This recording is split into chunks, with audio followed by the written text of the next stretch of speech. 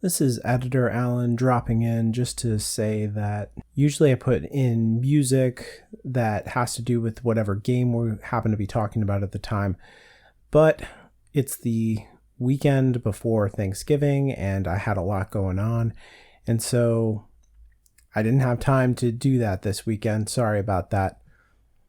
So you'll just be listening to the music of our voices. Thanks.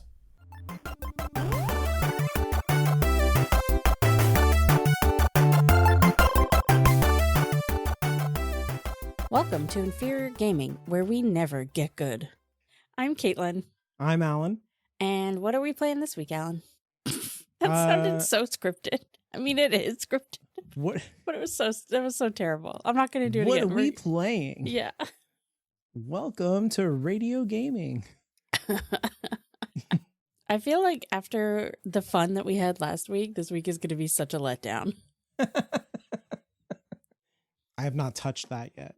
Well, I guess it's still fun then. You haven't had to. Yeah, I have no idea if it was fun. Yeah, or like the bad echo that we just dealt with for a bit instead of fixing.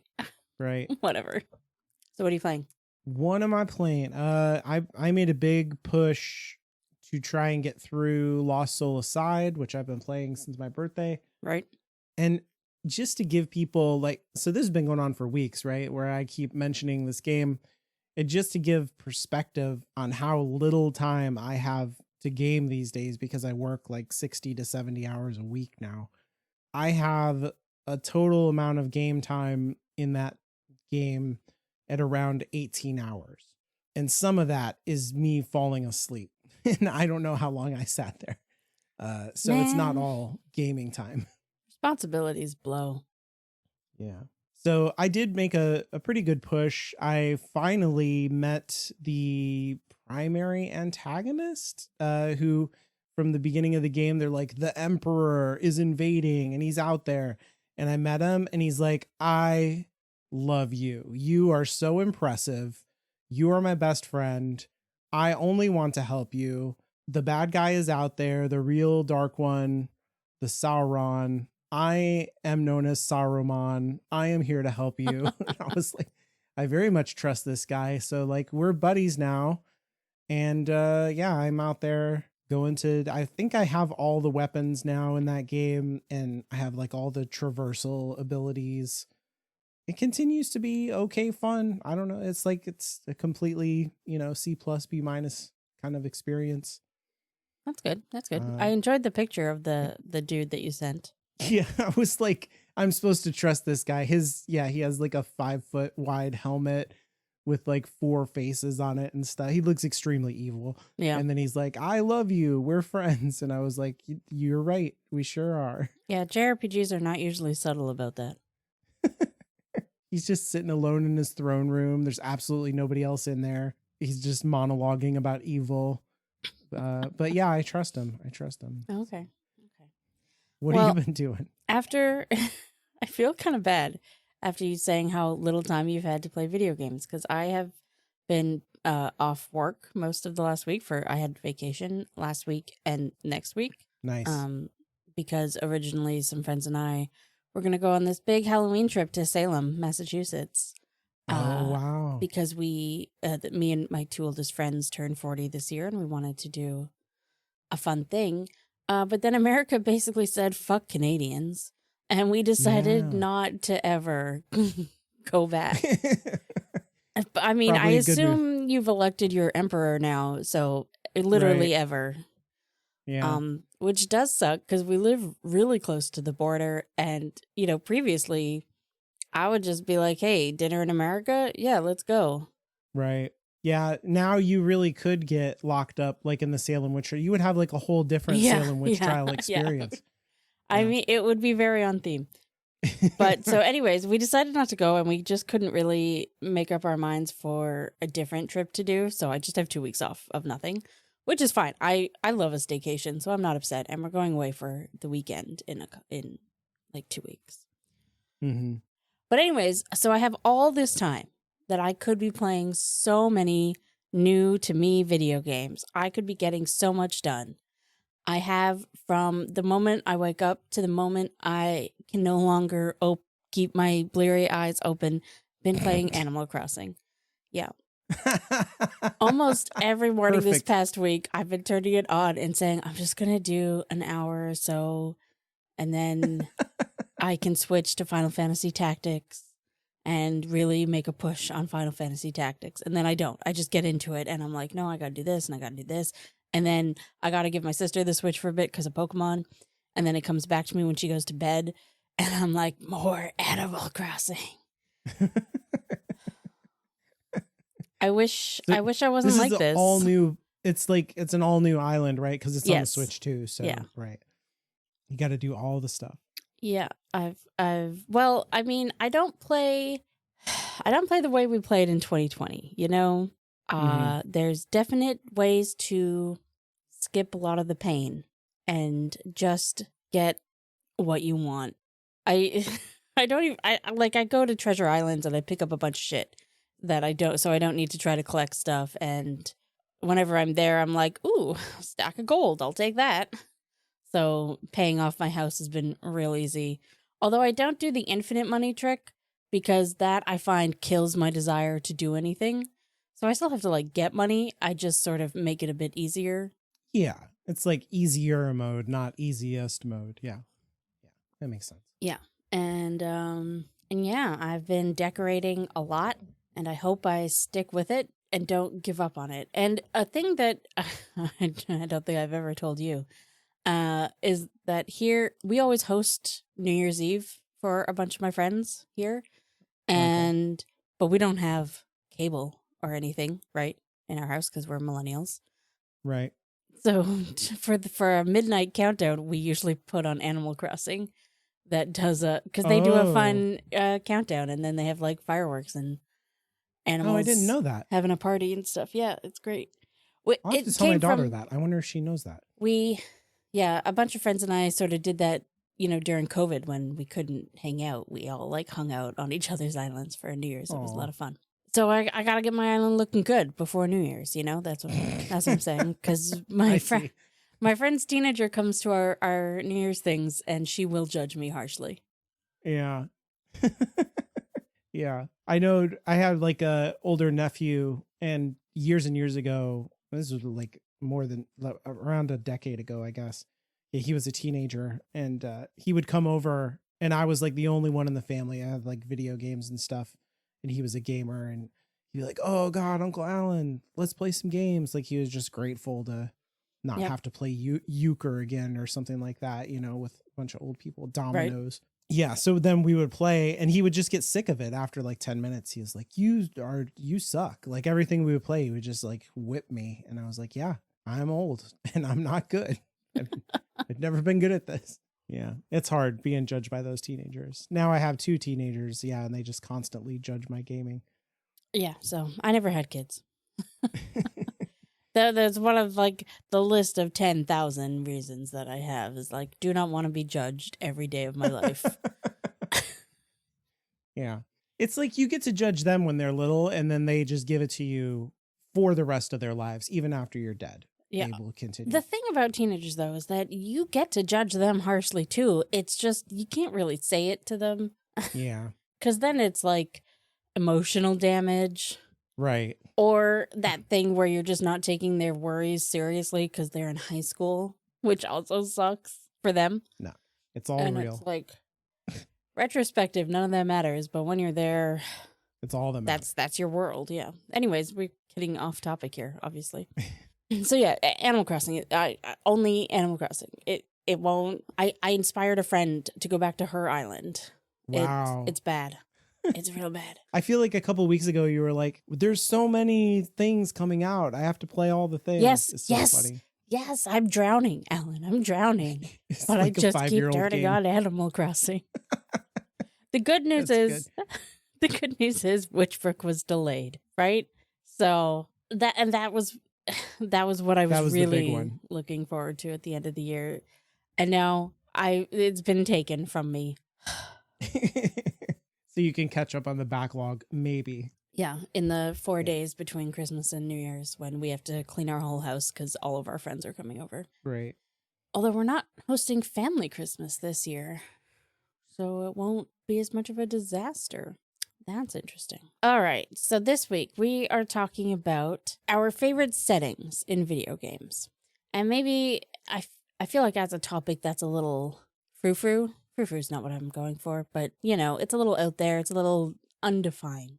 And so it can just mean whatever you want it to mean. Talk about whatever you want to talk about. Just for me, when I suggested it, what I meant was, and I guess I probably thought of this because I've been playing Animal Crossing, but when you turn on a game and you load it and you're just so happy to be back. Okay. That was the feeling that I was sort of going for. Although it's not everything on my list. I certainly do not feel that way about Dragon Age 2. But it feels like home. Like you turn it on and you're Dragon like, Age 2 doesn't. This. I actually just think Dragon Age 2 is a good setting, but I don't like turn it on and think, yeah, home. No. That's Inquisition, but I actually think Inquisition has like bad settings. Yeah. Yeah. It's this place. It can only be this. I could watch 60 seconds of gameplay and be like, that's Dragon Age 2. Yes, exactly. I know that. Yeah. And then, but also I did find when making my list, it's just the same video games I always talk about. And I maybe have a little bit of guilt about that, but I guess the best video games, they have all the things come together. I'm so articulate. You know what I mean, though. Your favorite games have all of your favorite things, if that makes sense. Right. That's what makes it. Yeah. Yeah. I get you. Anyways, you start because yours is more interesting than mine. Is it? I don't know. I mean, I can start if you want. I didn't mean to put that on you. It's fine. Yeah, the first thing that I have down here is Marvel Lego superheroes, which I love all the Lego games. They are very charming, I think.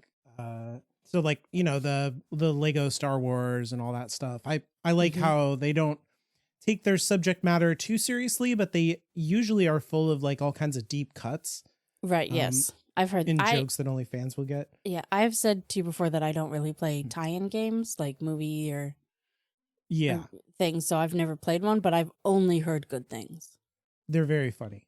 Yeah, so the great thing about Marvel Lego Superheroes, which came out back in 2013, which was like the Avengers movie had happened, but the MCU wasn't quite it was like they made $1 billion in a movie and they were like, holy shit, like people really like this. So it was like a thing, but it wasn't the thing yet. So it was like the perfect place for Lego to come in, and instead of adapting the movies, they adapted the comic books. And so there's lots of great like deep cut kind of comic book stuff in there, and stuff that wasn't in the MCU at all is fundamental to the game. And the big thing was that they made an entire Lego like Manhattan Island that you can just free roam around in and do whatever you want with. It's like 100 characters. It's an insane amount of characters. That does sound incredible. It's so fun. And like some of them, and they all have their different powers, so like Spider-Man has to swing, but then other characters can fly and other characters ride around on motorcycles or whatever their power is, right? And so the motorcycle power. There's a guy, he's called Ghost Rider. That's his thing. Fair. Leave it to Marvel to have the punchline of that joke. So I guess with this game, I would play it like when, like the kids were in bed or whatever.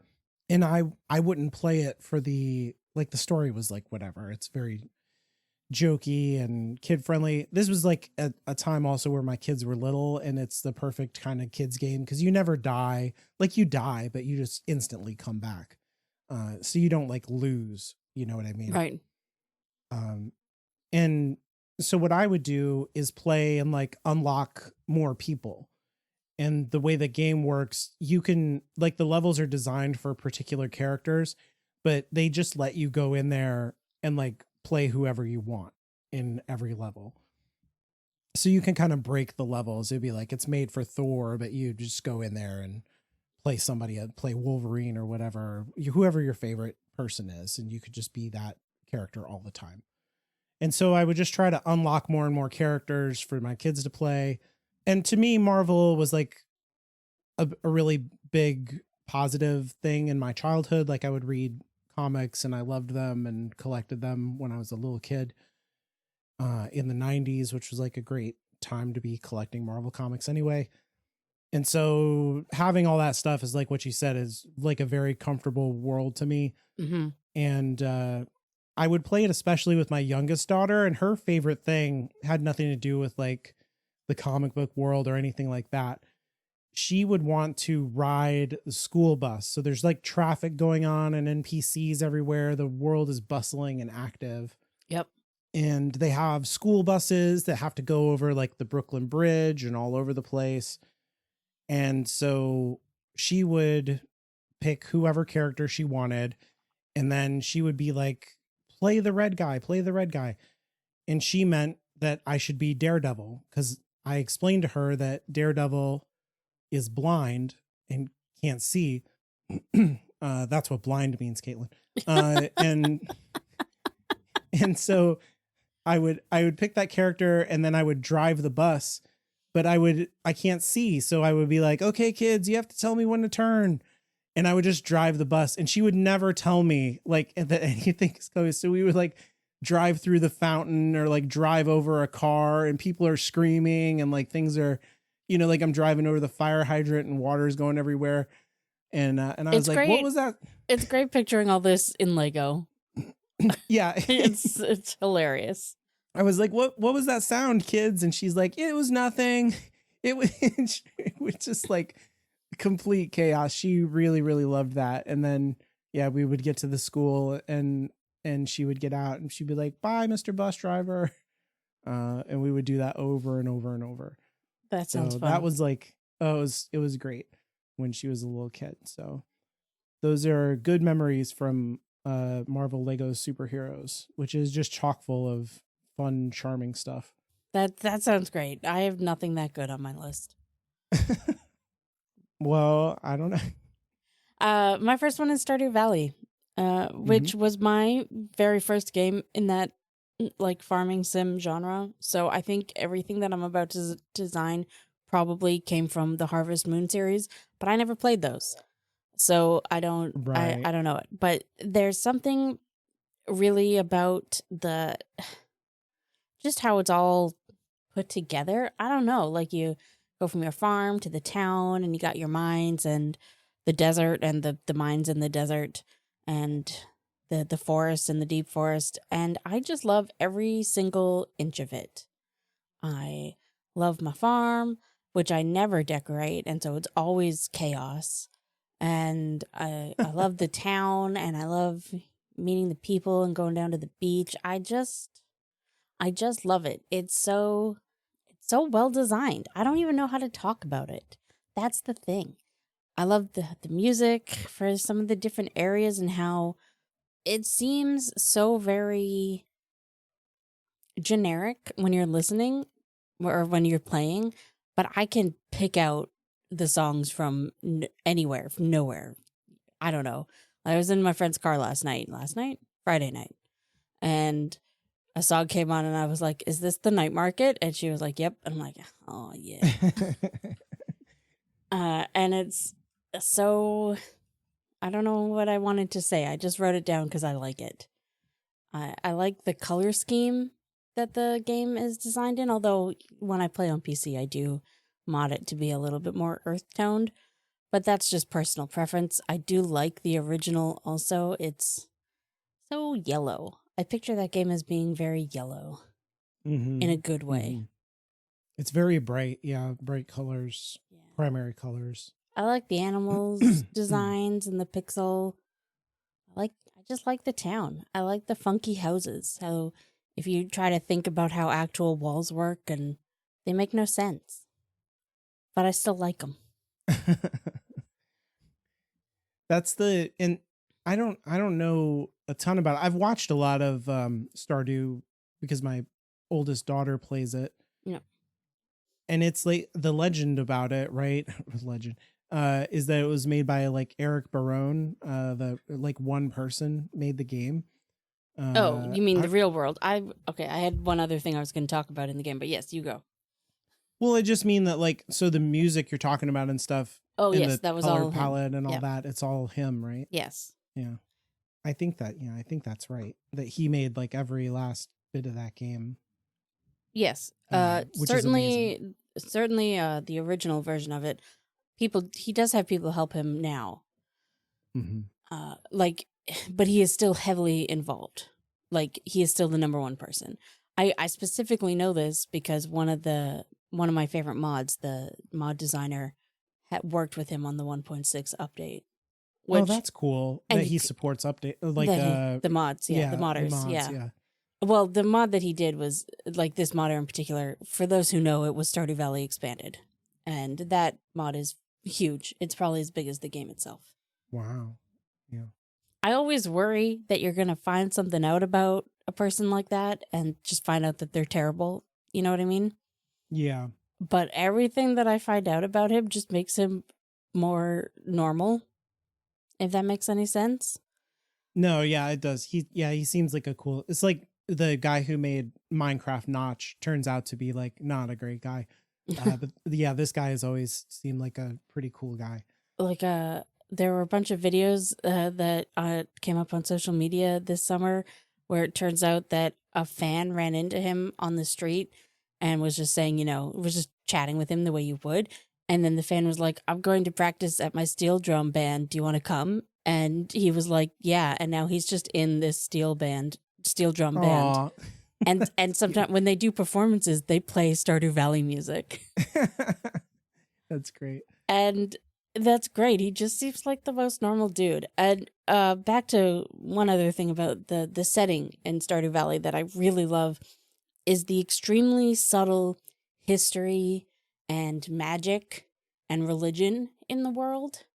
Like, none of it hits you in the face, but when you really dig in, like, there's a wizard living in the woods. What's up with that? Mm-hmm. There's these forest spirits. And it's not like I talk about Fields of Mystria, which I love, and that when you learn spells that help you on your farm, that never happens in Stardew Valley. But there's still this undercurrent of magic in the world that does make it not quite here, not quite the real world. And I really love that. And there's also, like, a character comes back from war, and that's almost all we hear about that war. Yeah. We don't know what's going on there. Out there. Yeah. Right. And that's it. It makes it, even though you're isolated in this town and, like, the desert next door, I don't know. It makes it feel like you're in the world somewhere, or a world somewhere. That's interesting. Yeah. Yeah, I get the feeling when I watch her play, it always makes me feel a little bit like the Princess Mononoke, like, woods, like with the little forest spirit guys, not the the terrible, like, animals trying to kill humans situation, right. But like just the mystical, like there's just weirdness in that world that's just a little bit sideways, a little bit canted. Yeah, I guess. In the way that you're saying. Yeah, Princess Mononoke just sort of feels like it, like, maybe, like, the magic was there in the past and we've lost it now. Right. Yeah. And that's kind of the feeling that Stardew Valley has, that, like, if we could get back to this way of living, back to living with nature instead of against it, we could find the magic again. It does it subtly, though. Like, obviously more than one piece of media has had that message in it to the point that they can kind of bang you over the head. Yeah. But I think it's pretty subtle in Stardew Valley. And also not 100%, because, like, Stardew Valley is still about making as much money as you can on your farm. Or at least it can be. And, like, dating people or, like, making friends or whatever. Yes, I do love that also. I try not to talk about it too much on here because, I don't know, I guess I'm kind of ashamed. It feels like the most girly girl part of my taste in games. But I fucking love romance in games. I'm always disappointed when there is not romance in a game. So when we talked about, like, what are we going to talk about this week originally, I had a different sense of what we were doing, and, like, a thing that it was like, I don't know, like modes in games or something like that. Mm-hmm, mm-hmm. And one that I am very, very big on is being able to dress up the characters. So like if you have like downloadable outfits in your game, I will spend way too much money on your game. And it doesn't matter the genre and stuff. Especially Alan, do not get into gacha games, Alan. Oh yeah, I have gacha games on my phone. Don't do it. I have a bunch. Yeah. So like, yeah, I will, especially if they're not like, here's a whole outfit. If it's like, here's a hat, Alan, I'm like, oh fuck, give me that hat. So like, yeah, that is not a masculine pursuit that is okay to enjoy in a video game. But yeah, I do like dressing those characters up. Oh, that's my own hang up for not bringing it up. Well, I mean, that I'm sure I picked up from existing in this dude bro gaming, whatever. Anyways, it doesn't matter. I love romance is what I'm saying. It's game doesn't have it. I like it a little less. Mm-hmm. Well, to reestablish my masculinity, I need to talk about Halo. Yep.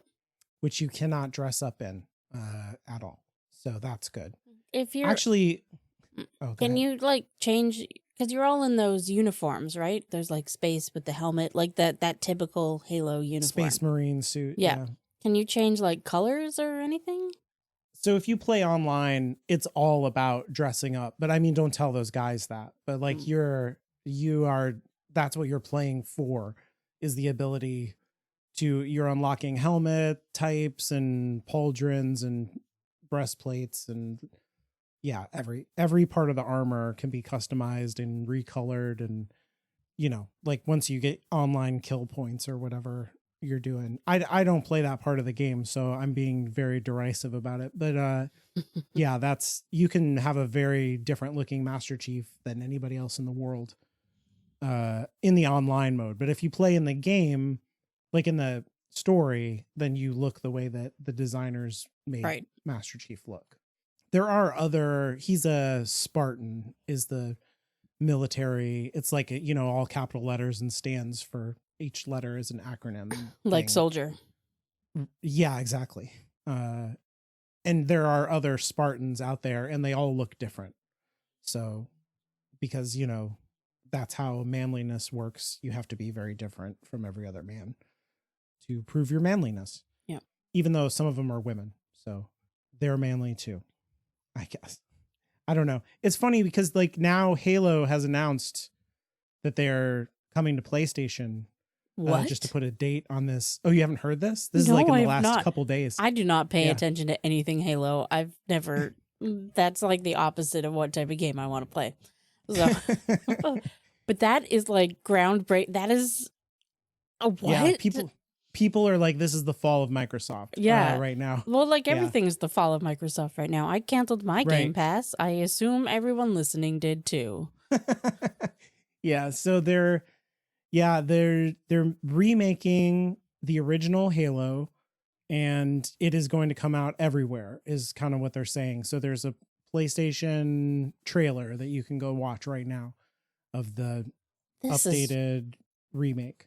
This is like if the video game apocalypse is coming, this is the first horseman, Yeah, this is the first trumpet has happened. Yeah.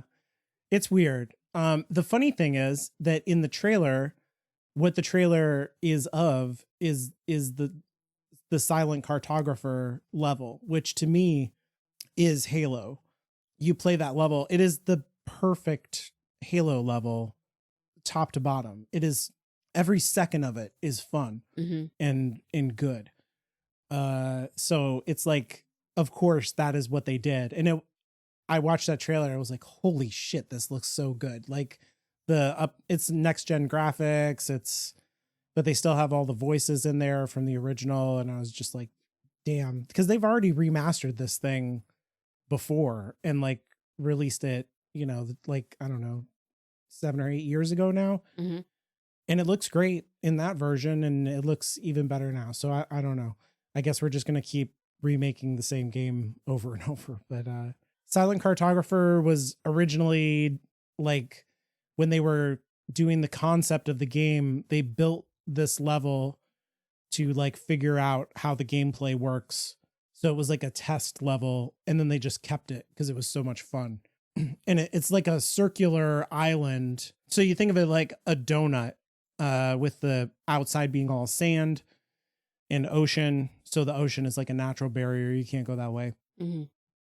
And you have to go to the interior of the island, which is, there's only a few ways in, and it's more and more difficult the closer to the center you get.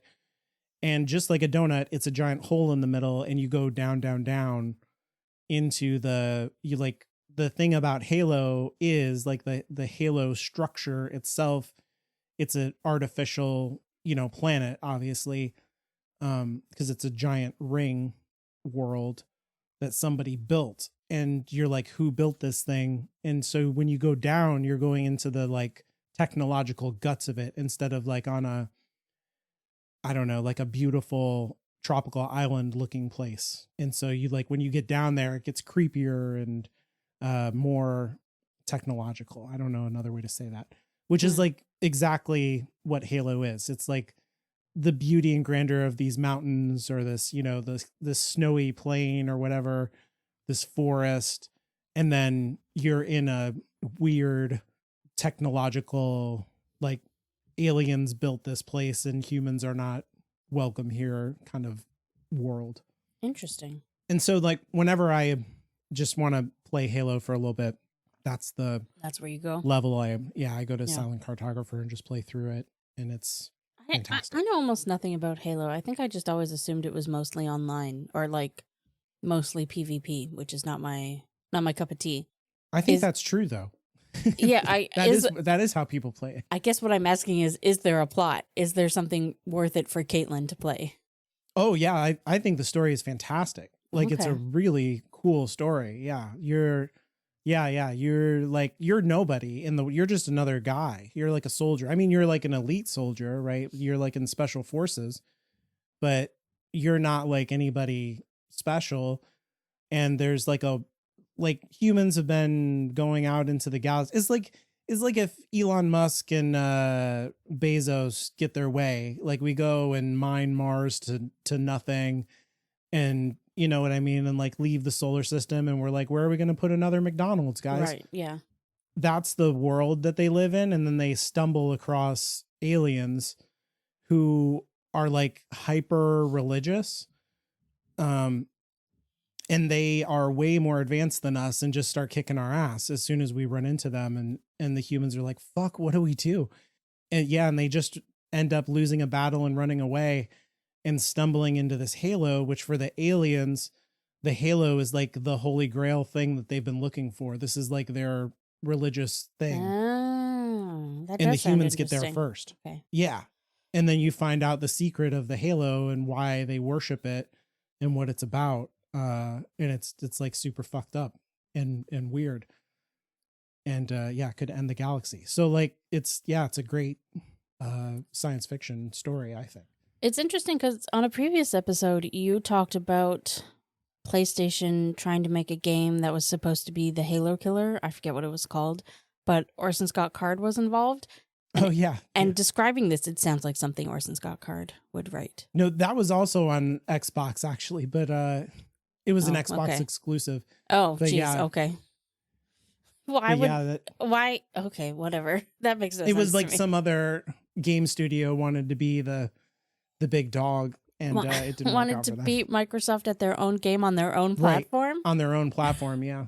It didn't work. I guess that didn't compute when we were talking about it last time. What a weird idea. That's silly. I think the Halo killer on PlayStation was supposed to be Killzone. I thought it was supposed to be Destiny? Is that what it's called? So Destiny is the same. It is the Halo people. They sold their company to Microsoft, and all of them left and made Destiny as a new company. Yeah. So I'm kind of right about that. Yeah. Kind of. Interesting.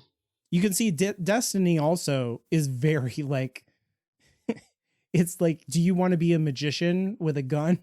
Like, it's very like, it's that's a fair question. Yeah, it's a weird The answer is game. yes. Yeah, of course I do. That's what I like to play in Mass Effect, you know? All right. My second one is Dragon Age 2, which I have already brought up. And as opposed to all of the other Dragon Age games, which I actually think their settings are what need the most work. Well, it's weird to really, really love this series that I have so much criticisms about. But anyways, Yeah, I agree. Thetis is a weird place. yeah, it's a weird place. But like, I would kill for these games. I love being locked in one cursed city, you know? Yeah. Where only bad things are going to happen to you and the city. It's such an interesting idea for a video game. I don't think I've ever played anything else quite like it, where you're just kind of stuck and everything that can go wrong does, and it's up to you to try your best to save everyone, literally, if you want to. Can you do that? It's called Kirkwall, right? Is that the name? Yeah, of it? yes, Kirkwall, yeah. Okay. I mean, just in general, you're the one trying to do good here. Well, you're the one trying to not let well, okay. Maybe you're trying to do sarcasm, but you know what I mean.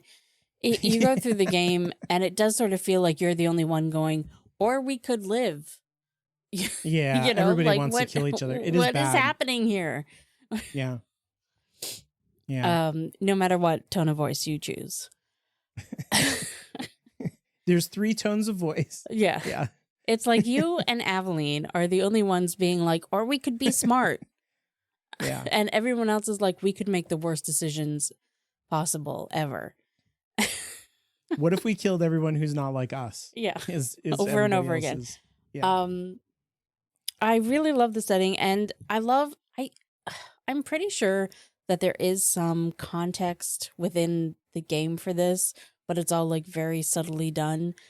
And maybe I'm wrong, it might just be a big fan theory that Kirkwall is where in the world, like in the lore of the world, where the Magisters did their ritual to enter the Fade that, started the Blight and everything went wrong. And that's why it's cursed. I've never heard that. That's interesting. And I seem to recall watching like one of 1 million 10-hour YouTube videos that there is some like lore that you can pick up that does kind of support the theory. But if you look at Kirkwall, it's kind of shaped weird in the logo of the game is what Kirkwall is supposed to be shaped like. And it does look like a weird, like it looks like it was done on purpose. Mm-hmm. And I could see that. Yeah. So I love Kirkwall. I think it's just a great setting and then a great idea for a video game that you're just kind of stuck somewhere. Like so many video games before that I played were about exploring and opening up the world, and finding more and more. And this one is literally just like, no, you've got this one area and you got to make the most of it.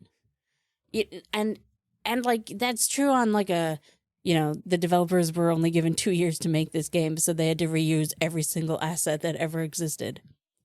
Right. Yeah. But it's true. They did a great job with that, though. Yeah, 100%. But it's true. It like the game, they made it work for the story, is what I'm saying too. That you come to that city as a refugee, and it's about trying to make the best of your life there, while literally everything goes wrong.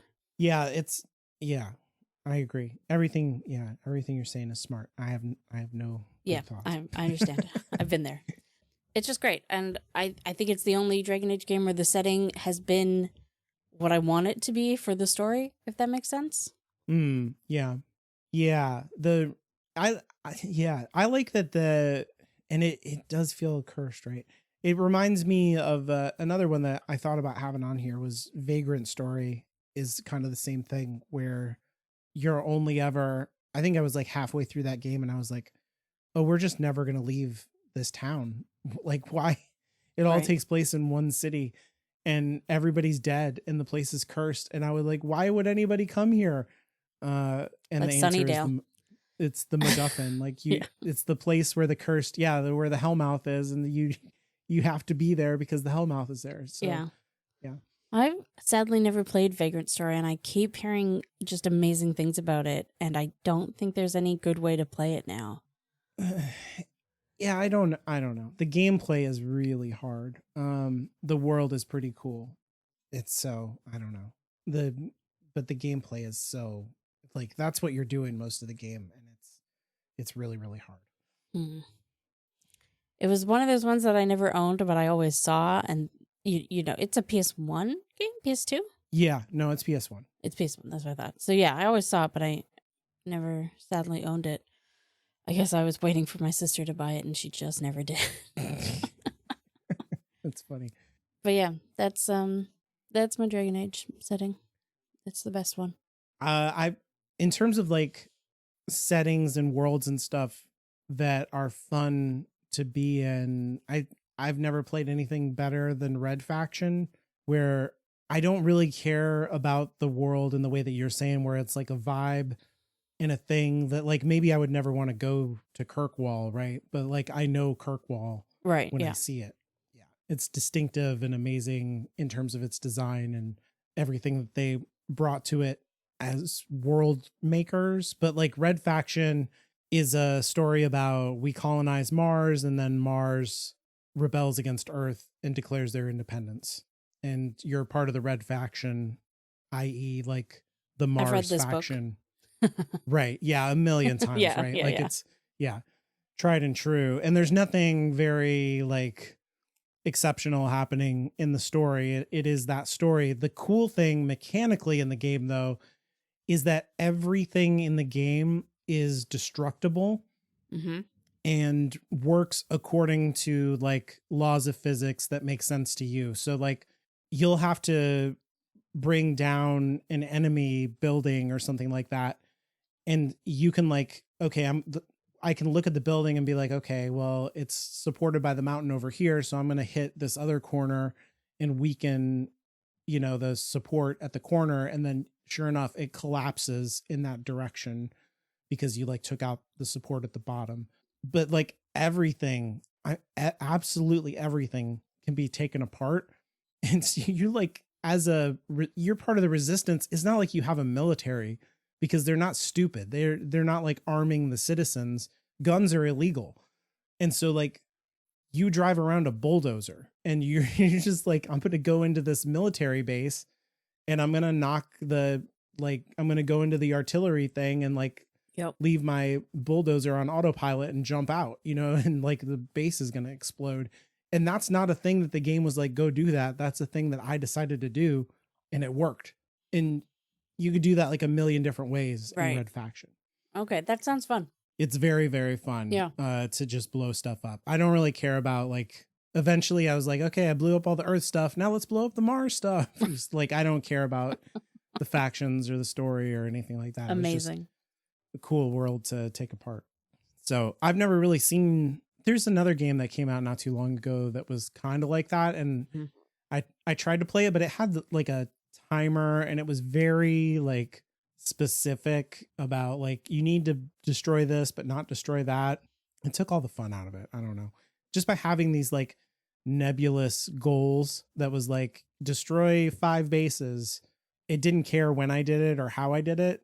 That's where the fun was like figuring out what to do. And you did something screwy and it worked. My brain just went on a tangent while you were talking. And I just want to put this out into the world that I've always wanted somebody to design an RPG where like, if you go down all the extra paths and get all the treasure and blah, blah, blah, blah, blah, that somehow that screws you over because you wasted so much time.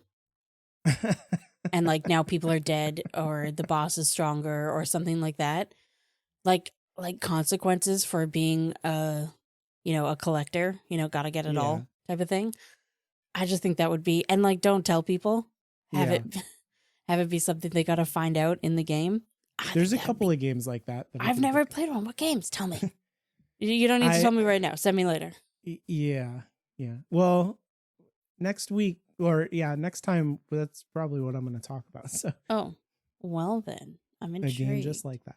Yeah. Anyways, I'm so sorry. Were you done with Red Faction? I am. Yeah. Okay. That's really all there is destructible world. It sounds fun. It is. Yeah. I do not remember if this was on recording or off recording, but it kind of sounds like the destruction version of what Francis and I were talking about with the one where you just drive the truck across America. Oh yeah. Or across like Europe or wherever it was, like right. you're just doing it to do it. Truck driving simulator, yeah. unintentionally destructive game. Oh, after our previous conversation about Lake, where I mentioned about trying to GTA 3 it, or I don't know why I said Right. 3, just GTA it, the game does not let you hit people. It forcibly stops your mail truck. Oh, it Which does I like guess the Assassin's is Creed fine. thing. It's like, no, you're desynchronized. You're not a villain. Stop it. Anyways, my next setting is, to no one's surprise or shock, Animal Crossing New Horizons. I mean, you're on your island, you've got your animal friends. It's so cute. It's so, the music is, every time I pull it up, it is that feeling that we kind of talked about where like you pull it up and you're like, yeah, that home feeling that I know exactly what to do. I know exactly what's going on. It's just comforting. I don't know. Because I inspired a friend of mine to start playing again. I was over on her island yesterday for a bit, and then we were like wishing on stars the way that you can, and it was just so nice. Oh, so like when you play Animal Crossing, can you be like, I want my island to have snow all the time, or does it only have snow in winter? Or like, you know what I mean? It has seasons, right? Yeah, it depends how you play. Because, yeah, if you play it how it's intended, you have snow in winter, whether you're, northern hemisphere or southern hemisphere. In your winter, Oh, it'll so it have pays snow. attention to that? Yeah. It's always synced to the date and time on your That's cool. Switch, and the beginning of the game asks you what hemisphere you're in. Okay. But you can go into the settings on your Switch and turn off like having the time synced to the internet, and then you can set the date and time to whatever you want. Yeah, my daughter does this all the time with her. Yeah. With So her if Animal you Crossing, want to always be in one season, you can always be in one season. Right. Yeah, because on her game, it's always winter. And I was like, I don't think that's how that game works. But she always likes to have it snowy everywhere. I would keep mine in fall if I wanted. In November, probably. Mm-hmm. If I wanted to do that, but each season has its charm. Is it like there's certain stuff that comes out for the season, or is it like a festival or something like that? Like the animals care about that? There are different festivals and that sort of thing, and the animals do care probably more than the players do. Certainly after, your first time through a year. But it's more just the vibes. Like the sound of you running on the grass changes, the environment changes, everything looks different. I remember because I started playing in spring, like most of the northern hemisphere, and it kind of is subtly changing. It changes into summer, and then one day you're just like, is everything more green? Like, is this more vibrant? Like, what is happening? And then the change into fall is again kind of subtle. Like everything kind of slowly goes brownish before all the leaves turn red and everything, and I don't know. It's just fun. I know a lot of people. There's a week or two in spring where there's cherry blossoms everywhere, and they're like flowing through the sky, and you can catch some of them, and a bunch of your trees go pink. And I know a lot of people love to just keep their island there. Mm-hmm. Very Japanese. Yeah. To have the cherry blossoms going crazy. It may or may not be a Japanese game. Yeah. Yeah. Do you care about like KK Slider or any of that stuff? Not now. I did the first time I played, yeah. I mean, you have to get KK Slider to your island in order to unlock being able to like do whatever decorating you want to do. Right. But I don't know. It's just so nice. It's so, despite the way that I've been playing the past week, it's so calming. And I like talking to my villagers. Although I will say my smug villager this time was the clown. Oh, I don't remember his name. Man. The clown sheep, who is the devil, basically. I got rid of him real quick. Thank you to Amiibo cards. I got rid of that jackass. No, thank you. I got my kid a deck of those cards, and I was like, I don't understand what these do. I really have become a parent. I don't understand your video game. I know that this is a thing for the video game. And she was like, oh my God, amazing. And immediately like ran away with the cards and knew what to do with them.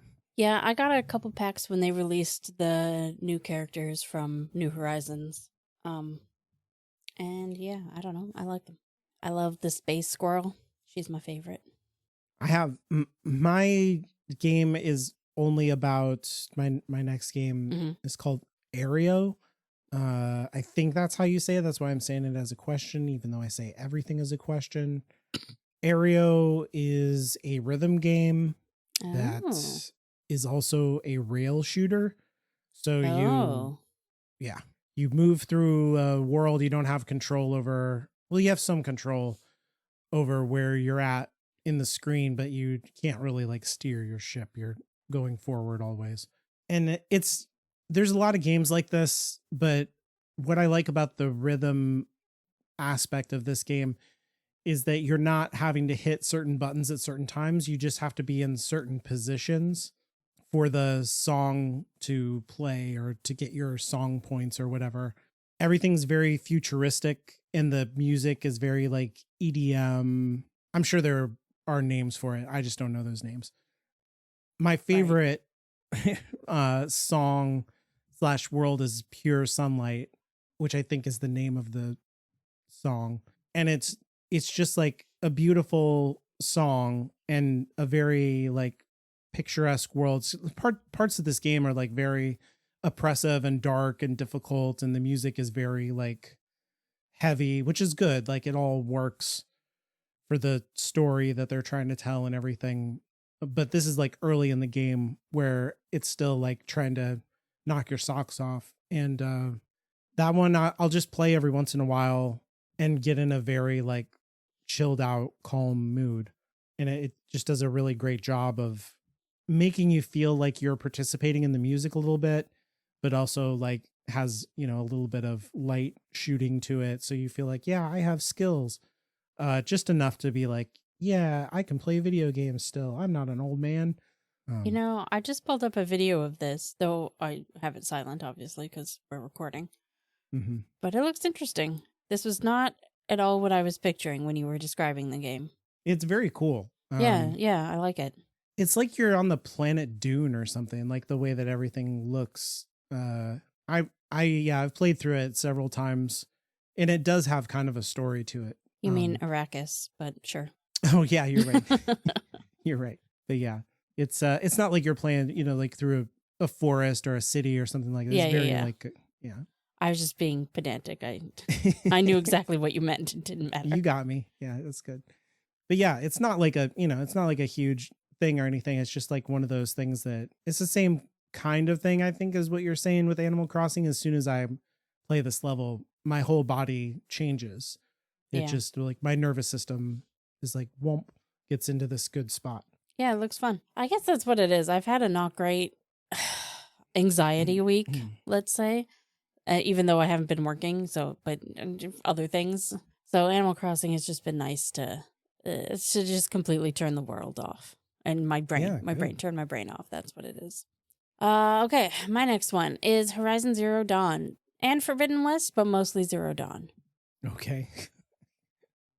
Forbidden West just doesn't do my favorite thing about Zero Dawn as well. Like, yes, there's robot dinosaurs that you can shoot, and everything else is like wilderness, post-apocalyptic stuff, and it's great. I love it. I love the dinosaurs. I love everything about this game, especially Zero Dawn. But what I especially love is setting-wise that they've done is they've done so like every now and then you find a bunker or something from the past where obviously technology is better. And that's how you like find out about what happened and how humanity died basically previously, or how society died. Mm-hmm. And it's just very, this is going to sound silly, but it's very Lord of the Rings, which... Interesting. Because that's the whole conceit, right? Like, and that Dungeons and Dragons then took about how something happened previously. And so there's all these treasures all around the world for you to find that are from thousands of years ago, but are still good. Right. Yeah. And because they're buried by like monsters, right? It's not like somebody put it in there. It was like, ha ha ha, I put a treasure. It's like the society collapsed. Yes. Yeah. And I love how they've translated that idea to this post-apocalyptic sci-fi story. Because some of these, the very first one, you just like fall through a hole in the ground. you know, and then and that sort of, you find this piece of technology that you then use throughout the rest of the game that kind of sets you apart from everyone else. That it's that sort of sets you on your journey, as it were. Mm-hmm. Except that was, actually, I don't know the timeline. That was at least hundreds of years ago, if not, I don't think it was thousands.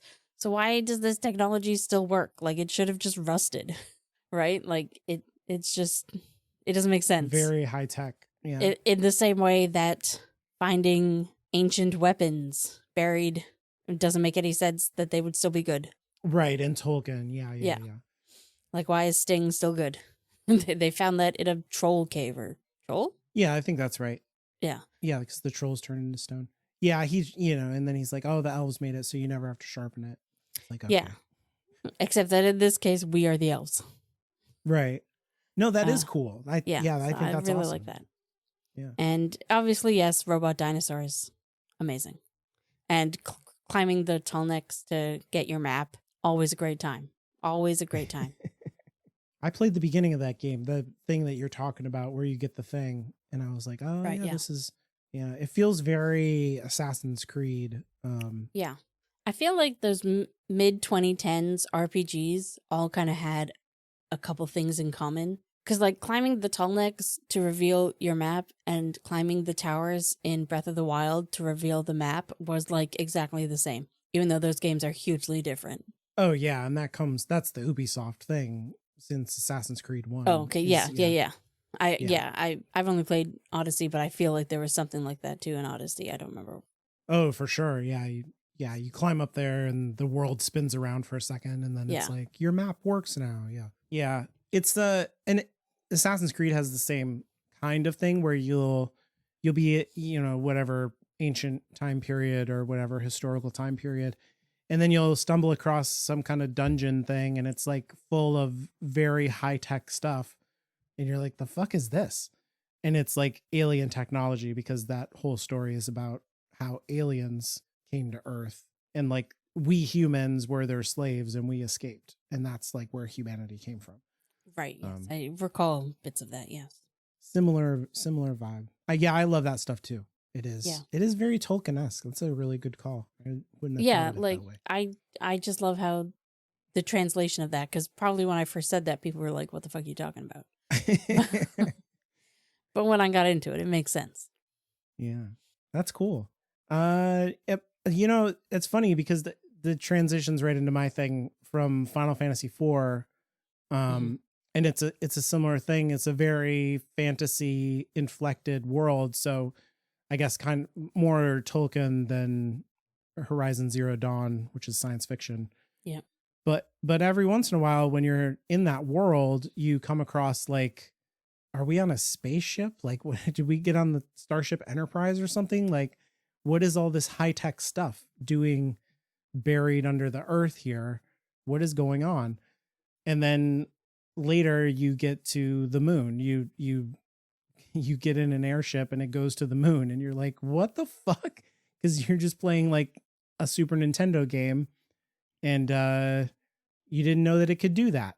Interesting. And it was mind blowing when I was a kid. You like fly through outer space to the moon. And the moon is just a super cool, everything about it. The music is totally different in a very like you're on an alien planet kind of way.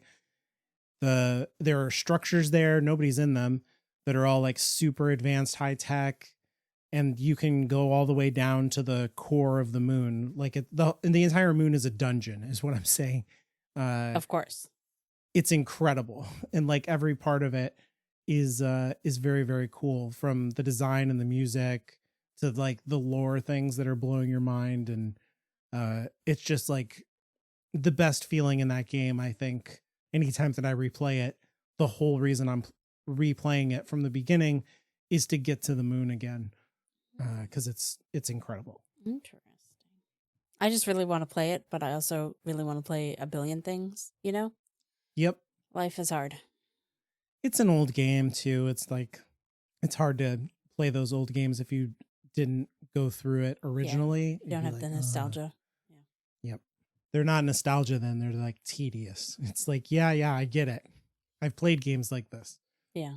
My next one is Witcher 3, which for me is the only game that I've ever played that actually feels like an open world.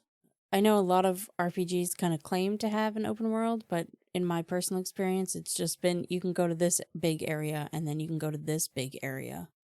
Mm-hmm. But with Witcher 3, and I guess technically Breath of the Wild, now that I think about it. But I don't like Breath of the Wild setting. Like, well, I do and I don't. Anyway, that's not what we're talking about right now. That feels completely different is what I'm saying. Witcher 3 feels like a real world that you can like travel not the expanse of the whole world, but like the continent. You can just go. Because like from where you start, you can get to some end game shit pretty much right away. If you go far, I mean, like, you'll meet things and people that will probably kill you. But, like, it's there. You can just go. While, yeah, that's awesome. Like, in Dragon Age Inquisition, that's not what that is. You just have different areas that are big, but they're not connected. You can't get from one of those areas to the other areas without going through your map. Right. Which has to be unlocked, and yeah. Yeah. In Witcher 3, you can just go.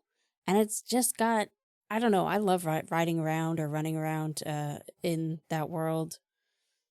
I love how sometimes you hear the wind pick up through the trees. And then, if you've run into some rain, and it just feels so real. And a lot of that, I think, is the sound, like I'm describing, not necessarily how it looks. And it just sort of feels like you're riding your horse across the countryside and running into different things. And even as you're riding, people will yell at you and be like, hey, wait, we could use your help. And then you'll get off your horse and be like, what's up? And then you'll be in this big moral quandary about what to do for these people. And you're like, I was just going for a nice ride. What is happening here? And I remember the first time I played, I was just like riding around, la-di-da, and I was in some woods, and then I was like, is that candy hanging from a tree? What is happening here? And then I was like, there's a trail of candy in these woods. Oh, that's good. Yeah, you should follow that. Yeah, I did. That's what stories have taught me. And then indeed, I got to a really weird place. In Elden Ring, there's very open world is the same thing, and you can stumble across stuff that same way, and then but everything's in place. And then later you can run into somebody and they'll be like, could you do this thing? And you'd be like, oh, I already did that. Here you go. And they're like, amazing. You're so good. It's like, yeah, I just found a fucking weird house in the middle of the woods. That's what happened. See, I think The Witcher is like better. Like they've written that kind of thing better. Because like you can get to the orphans earlier, but you can't really do anything there. That's how you should do it. This is kind of what I'm saying. Is like the Elden Ring way is kind of dumb. And even if like you go back and you do everything with the Baron and you figure out what's going on there, even then, if you don't put together that like the person that you saw over there is this person and this person, like you could just not tell them. And not even on purpose. You could just be like, yeah, I don't know, man. Because if you do it at like completely different times, you're not thinking that it's the same. I don't know. It's really easy to screw things up in that whole area. And then suddenly you get a message that the Baron has killed himself and you're blah, blah, blah, blah. And you're like, oh God, what have I done? And then the orphans are all dead. And then everything's you're like, oh no. That's very fun that it's so open though. Like that game still holds up too, not only in terms of its like design and writing, but they also came out with like a graphical update a few years ago that like massively overhauled that game and made it look modern, which is funny because like that game there was no reason to do that. Like everybody who had played that game, who wanted to play that game at the time played the hell out of it. But they still want people to be able to come back and enjoy it. Like they basically remastered the whole game for free is what I'm saying. And it looks incredible. It does look incredible. And one of my favorite things about playing that game back on the PS4 was always that I could sit down with my dinner, turn on the game, and by the time you were loaded in, my dinner would be done. Because it was just like, oh, geez. It was like a 5-minute load in, which doesn't sound long, but I don't know. It took a long while. And then I remember coming back to it. Can you play PS4 games on the PS5? For sure. Yeah. Okay. Because I think for disc, yeah, I think so. Yes. Because I'm pretty sure I loaded it up on the PS5 one time, and it just went like vroom right in. I was like, yeah, no problem. No dinner. Okay. I'll eat first next time. Yeah. It's funny. The other day, my brother, he's been listening to our podcast, and he was like, I'm going to get back into Final Fantasy 13. And I was like, I don't think that my show inspired that choice, but okay. And he sent me a picture of like, he's going to eat a frozen pizza and play Final Fantasy 13. And I was like, okay. And he put it in his Xbox, and he's like, 2 hours to load this thing. What? And I was like, yeah, that's how games work now. You don't just sit down and play a game. You got to go watch a movie. He had to like downloaded it and yeah, stuff. He had never downloaded it. That sucks so much. I hate that. Had he bought it digitally, or did he have a disc? Because if you have a disc, he had a disc. It sucks even more then, because you're like, you should just play. What are you doing? Yep. That's a 3-disc game, and it was like, wait 2 hours for me to load it into it was like, wow. Okay. That's some BS. That was a 3-disc game? Yes, it has 3 discs. On what? On the Xbox 360, it had 3 discs. Oh, it did not on the PS3. I'm pretty sure it had 1. It might have been the difference between Blu-ray and DVD. Yeah. Weird times. Your last one? But yeah. My last one is Kingdom Hearts 3, the Port Royal level. You know Port Royal is in Kingdom Hearts 2, right? You could have talked about that's why I said better Kingdom game. Hearts 3. I don't know. I like the Port Royal in 3 more than in part 2. Well, on one hand, I don't remember it at all. But on the other hand, I like the Disney worlds were the best part of Kingdom Hearts 3. Those were really well done. Oh yeah, and it's not even the story stuff, which was I mean the gameplay. Yeah, which was pretty good. It was weird to have like these very realistic, because it's adapting real actors, and then you have Donald and Goofy next to them. And I love that. Right. That to me is the epitome of Kingdom Hearts and the ridiculousness that it is. It is what I want. Yeah, one of the big problems with Kingdom Hearts 3 is that it takes itself way too seriously. Yes, I agree. And that world, that's the thing about that world, is like the disjunction between, like, it is taking that the whole thing tries to take itself seriously, and it's like real people, but the Pirates of the Caribbean world is pretty goofy. Like, not that goofy, but not the person goofy. I understand. Yes. The concept. And then like there's all of these extremely fun mini games in that world that were like the best mini games in that game, I think. It was just the best world to spend time in, where I was like, I'm not playing Kingdom Hearts necessarily. I'm just like being a pirate captain, or I'm like doing this race thing, or like whatever I wanted to do, or like just going around on the beach parts of the level 2 was like a lot of fun to me. I didn't care so much about the story part or the adaptation, although it was like kind of perfect, right? That they're like, oh, the Davy Jones has his heart in a box, and I'm like, fuck, were they thinking about Kingdom Hearts? Right. Like, yeah, it really, really fits. But yeah, I don't know. It was just makes like, me think maybe his nobody was running around somewhere in that movie. Yeah, exactly. Like, where's his nobody? Yeah, it's I don't know, that world, out of all the worlds, I really liked the Tangled world too, and I don't know, the Frozen world. They were all good, like you said. But I don't remember any of them specifically except for the Toy Story world, but mostly because I remember being so frustrated. Yeah, the Toy Story world was really difficult in a way that was like, I don't think it's supposed to be this hard. Oh, I don't know. I was frustrated in that good way, that like, I'm gonna get this. It was I don't know. I had a ton of fun there. I spent way more time in Port Royal than the game wanted me to. I think it was the kind of thing that you're saying of like somebody should have come to me and been like, Sora, Kyrie is dead and Tara is dead. Yeah. And like they've all died. And he's like, I don't care. I'm a pirate captain. I'm a pirate captain. That's what Sora really needed to do. Just say, fuck it. I don't know who any of these people are anymore. Yeah. Who cares? They all have like 7 different names. I don't understand.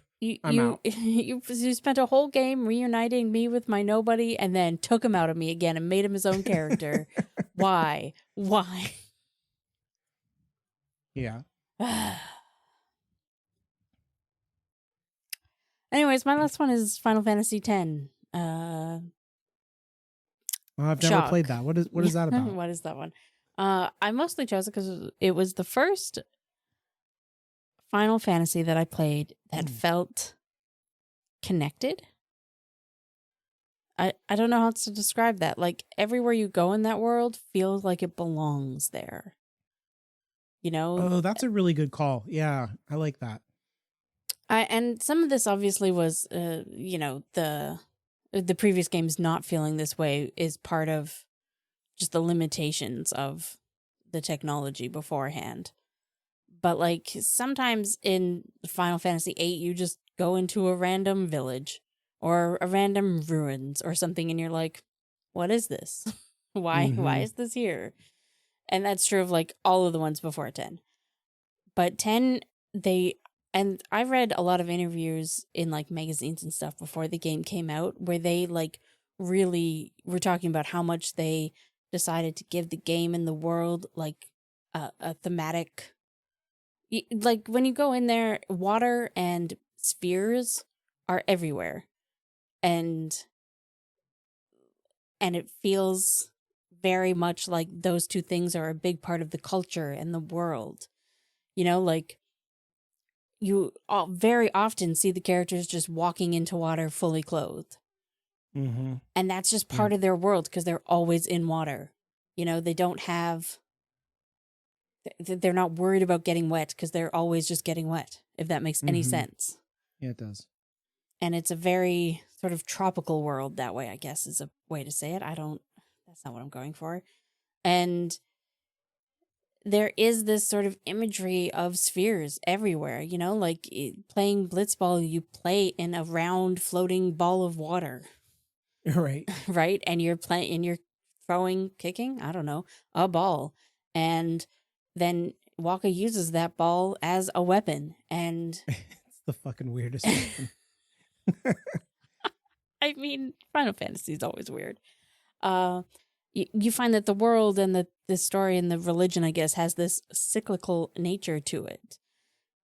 And yeah. And the Albed have like spiral eyeballs. Yes. And in the way they bow, they do that bow thing for with the circle. Yes, exactly. Yeah. See, I didn't even remember them all. Yeah. There's a million of them, yeah. And the sphere grid. Yeah. And the only ruins that you really find, I guess, are the Xanarkand ruins, which are a huge part of the story. They're not just like, here's a random dungeon. Oh, yeah. It's yeah. It's world changing. Yeah. Once you understand what's happening there, you're like, holy shit. So it's just one of the most well thought out settings for an RPG that I've played through. And they're the Conlands. Those don't really make any sense. In 10 or 10-2, you know, like especially in 10-2, I feel. But other than that, everything just sort of works in that game, I feel. It might be the most cohesive world in Final Fantasy. I'm trying to think now that you said that. Yeah. I think that might be true. And especially like they try to like string together things in 16 even in the same way, and it just doesn't feel the same because they're trying to do like a whole world, and it doesn't I feel like the same. With 16 feels like it's trying to be like it's taken so much from the real world, like real medieval. In 10, it feels like a different world, you know, and that they've used all these things to create a different world that feels. Yeah, it's their world. It's that. Yeah. Yep. And you can just tell that they put so much effort into making it feel cohesive and like all of these things are connected. Yeah, that's really good. And that's my favorite game setting, basically. Well, I don't know if it's my favorite, but it's the one I respect the most. Let's say that. And it's also just super pretty. Oh, it's great. Like it is so beautiful. And so many, I love that so many big character and story moments take place in the water, which also has like, you know, water always kind of feels like it represents rebirth, which is hilarious because now we're talking about Final Fantasy VII, but you know what I mean? And that's where Tidus first appears in Spira. Oh, yeah, in the water. That's right. Yeah, and arguably last appears at the end of the credits. Right. Which is also, and well, depends how you played 10-2, whether or not you see him there again. Well, there's the whole thing with Yuna walking on water too, and yes. Yeah. In Kilika, I think that village is called, when you really see her do the sending for the first time. Yeah. And you can also see under her they've put all their dead bodies in the water. Yeah. So that seems to be how they do their funeral rites. Right. Like, yeah, they like almost baptize them. Yeah. And of course, Tidus and Yuna have their big moment in the water too. In the water. Yeah, I didn't think about that. Yeah, it's a big water game. Now I'm like, what about, so is there an earth one and a fire one? And Oh, yeah. Honestly, they should do that. But I feel like it's the most, this is going to sound stupid, it's the most Japanese game. You really feel, because obviously Japan is an island country, right? Like it's small-ish in comparison to, you know what I'm talking about. Oh, for sure. Yeah, they know that. And you can really feel the influence of living in, and even Sin feels like a typhoon, kind of, or a tsunami, or like a metaphor for that. Yeah. So yeah, that game is so good. It's so good. I really, really just like the setting and how it affects the story, and vice versa. Well, you did it. We did it. We finished talking about our settings. It was a little out there, this topic, but that's why we went on so many tangents. No, this was a good one. I feel like you always do the good ones, and then mine is like very they're very weird and they're too hard to talk about. Okay. I mean, I don't necessarily agree with that. I think mine, well, I think this one in particular was kind of hard to nail down. It's weird that we have to choose. Like, you and I can always just talk about video games. It's staying on a topic that is a problem for us. Yeah. Yeah. The topic is so that we rein it in and have like a beginning and ending. And not just... That's the point. Not just vibe for an hour. Right. But I guess we'll see what happens, because we do still have to keep coming up with topics. Maybe not. We'll come up with some other way. I feel like you can feel us not choosing music to talk about.